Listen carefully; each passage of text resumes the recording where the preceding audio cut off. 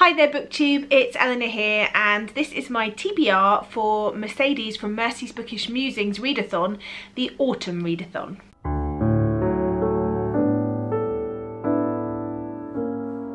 Mercedes ran this readathon for the first time last year at autumn time and I really enjoyed it. Generally me and Mercedes, although friends, don't have that similar a taste in all the books that we read, but I really enjoy this readathon because it pushes me a little bit out of my comfort zone. There is always books on my shelf that can fulfill the challenges, and you know me, I love a good readathon.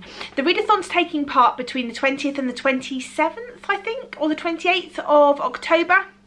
And there are 4 main sort of prompts or challenges which you can or cannot do. That it's not prescriptive, you don't have to do these challenges, but there's 4 challenges as well as 2 sort of extra challenges if you're feeling like exerting yourself.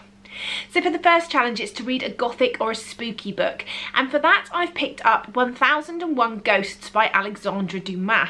This is a short story. It's about 152 pages long, I believe. I'm still waiting for my copy to come in the post. So this was written in the height of the 1848 revolutions and is a collection of stories told with a bit of a macabre edge. So a man confesses to the murder of his wife, and rather than wanting to go back to the scene of the crime, he is begged to be locked away. And when the police look further into this, they realise that the man, in like being really angry, has decapitated his wife. However, as he's decapitated her, the head has then turned around and whispered to him.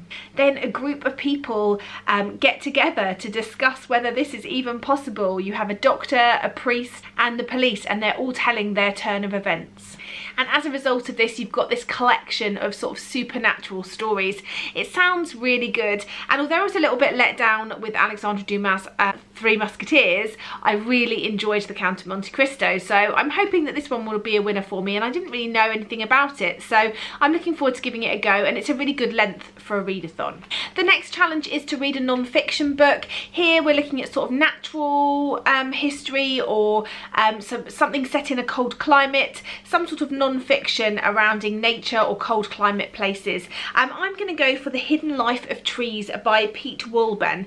I have in fact already read the foreword of this, so only the first few pages, fully intending to read it, and then I got sidetracked by a buddy read, but I am loving this. It's the first book ever that I have actually highlighted things in. I was so excited about some of the stuff that I discovered, and I am planning on doing a bit more of a creative video talking about this one in depth when I finished it, but I will be reading it during the readathon, so hopefully that will give me the push to get a bigger chunk of it done, or at least you know, as much as I can. Maybe I'll finish it, who knows. This is Peter Woolben's book talking about trees and how trees live, and telling us more about them. Fascinating facts and information about their network and their sort of family structure. I say that sort of in inverted quotes. It's fascinating, and I've only read the foreword, so I can't wait to share this with you when I've read it. The next challenge is to read a book set in a cold location, and I'm going to read Cold Earth by Sarah Moss. I've had a hit and miss relationship with Sarah Moss so far. I have not read The Tidal Zone, which I think is the one that everyone loves, but I have read a couple of other of her books and was a little bit let down. This was on my shelf though, it needs to be read, so it sounds like it might be an interesting one. The back says, on the west coast of Greenland, a team of 6 archaeologists has assembled to unearth traces of the lost Viking settlements. But while they settle into uneasy domesticity, camping between the ruined farmstead and the burnt-out chapel, there is news of a pandemic back home.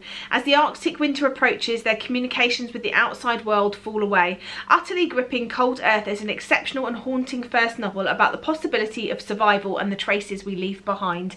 So I'm hoping that this one will be a good one, and it's certainly set in cold climes, so I'm looking forward to that. The next prompt is to read a historical fiction novel, and for that I'm going for The Nightingale by Kristen Hanna. If you've watched my 5-star prediction video, you'll know that this was one of the books that's on there, so that's a prime opportunity for me to pick this one up. I've read Kristen Hanna's book Winter Garden and I loved it and gave it 5 stars. This is the one that everyone seems to hold in the most acclaim, so I definitely think it's one to watch out for. I've previously been put off because I know that it's set in the war, and if you know me, you know that I have struggled with books set in wartime, but I'm determined to give this one a go because I hear great things, so I'm looking forward to trying it during the readathon. Okay, and the final 2 sort of exceeding expectation prompts, I've got 2 books to choose from. The first one is to read a short story collection. For that, I've got 2 on my shelf that have sort of been calling to me, and that is The Emerald City by Jennifer Egan. This one is 11 stories and they deal with loneliness, longing, regret and desire, so I'm interested in this and I have heard good things. The other one is Lungs Full of Noise by Tessa Malas, and again I've heard great things about this. I believe it might have been from Jen Campbell. I'm sure it was actually, because I remember thinking the front cover looked really interesting when she talked about it. And this is a collection of stories which I have to say I don't know an awful lot about, but they look like they might be a little bit macabre. It said strong, strange and questioning stories, so I will be deciding between these 2 nearer the time, depending on what I feel like and if I get to them. And the final prompt is to pick up a book that is an adult fiction story but with a YA protagonist. So I've got 2 choices here that I think look interesting and are short enough for a readathon. The first is Clover by Dori Sanders. So this is the story of Clover. She's 10 years old when her father, who is a principal of an elementary school, I believe, marries a white woman, and not long after this, in fact sort of hours or maybe days, he is killed in an automobile accident, leaving her with a stepmother she doesn't really know. And this is her story. I've heard it's really good and it's a good length for a readathon. It's under 200 pages. The other one is Oreo, which is by Fran Ross, and I was very kindly sent a review copy of this from the publishers. This says, born to a Jewish father and black mother, Oreo is brought up in Philadelphia by her grandparents while her mother tours with a dance troupe. Her father hasn't been seen since she was a baby, so when Oreo turns 14, she sets out for New York in search of him. All she has as her guide is the mysterious note her father left for her, but in the big city there are dozens of Sam Schwartzes, and as our young heroine navigates a labyrinth of subway tunnels and brothels, she embarks on an extraordinary journey of self-discovery.